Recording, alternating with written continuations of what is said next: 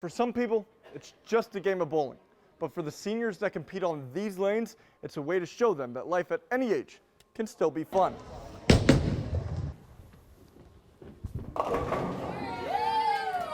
When looking for a new location for the life-size chess set, Mulholland said the security aspect of Colonel's Alley played a major factor, making it difficult for somebody to steal one of the pieces and get away with it.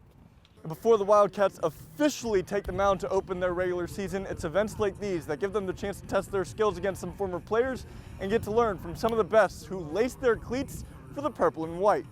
Along with the opportunity to support nearly 2,000 families impacted by the 2022 flood, a lot of people say their favorite part about events like these are the community that comes out of it. Thanks, Steve. When I was looking out at the stands of Rupp Arena during the Owsley County vs. Bowling Green girls Sweet 16 matchup, I thought it was a home game for the Lady Owls. This is Owsley County High School girls basketball first trip to Rupp Arena after winning their first 14th regional championship this past Saturday, and the Lady Owls faithful showed up in full force. Good evening and happy Mother's Day. I'm Jack Demmler. A Powell County Detention Center correction officer was arrested after evidence shows the officer was reportedly having an inappropriate relationship with an inmate.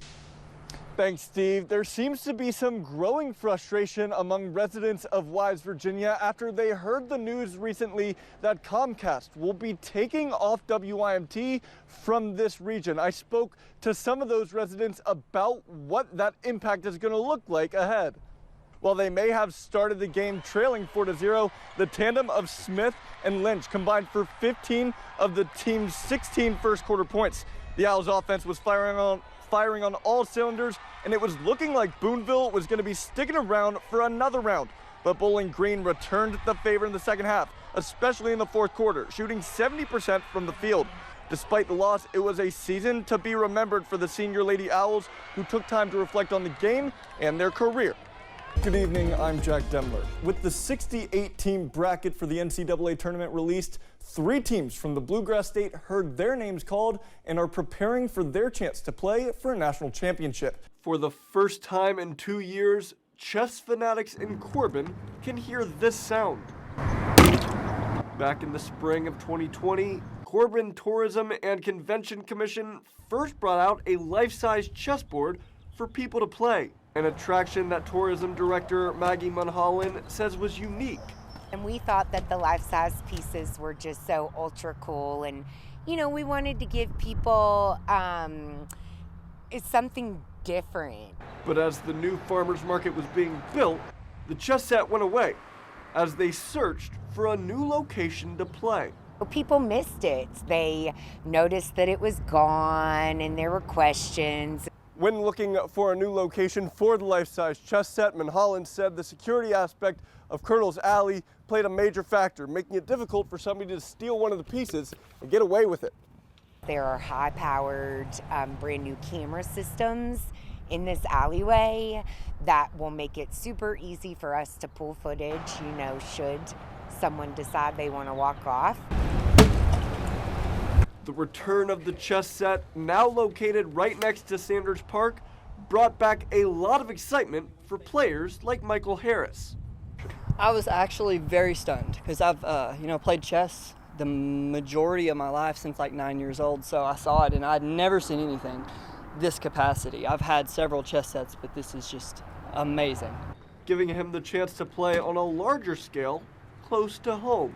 I'd never imagined that something this amazing and this huge was so close to home. Bringing back a fan favorite and the heart of downtown. In Corbin, Jack Demmler, WYMT Mountain News. From teacher to principal to superintendent, Charles Morton has spent many years in the field of education. I wanted to do the job that I'm doing because I love my community. I love my school district. It's my home school district, and so a lot of personal connection, deeply connected to my community, my school, and my students. So that makes it really easy. A field that might not receive the recognition it deserves. Sometimes it can be thankless.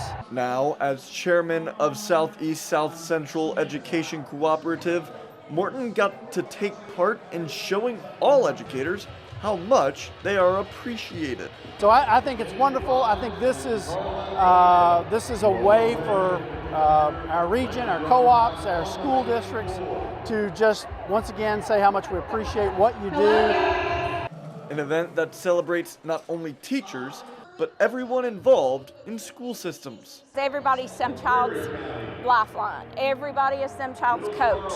And to make sure that everybody understands how important their role is to talk to communicate with, and to help raise our kids. And so we're all in it together. A night filled with vendors and prizes to help show all educators just how important they are. All of the folks in our schools and districts it's unrecognized, the work that they do. And so this is kind of a platform to spotlight and let them know that we see it and we appreciate it, and we want to give them an event that's just for them. Celebrating those who shape our youth. In Corbin, Jack Demmler, WYMT Mountain News.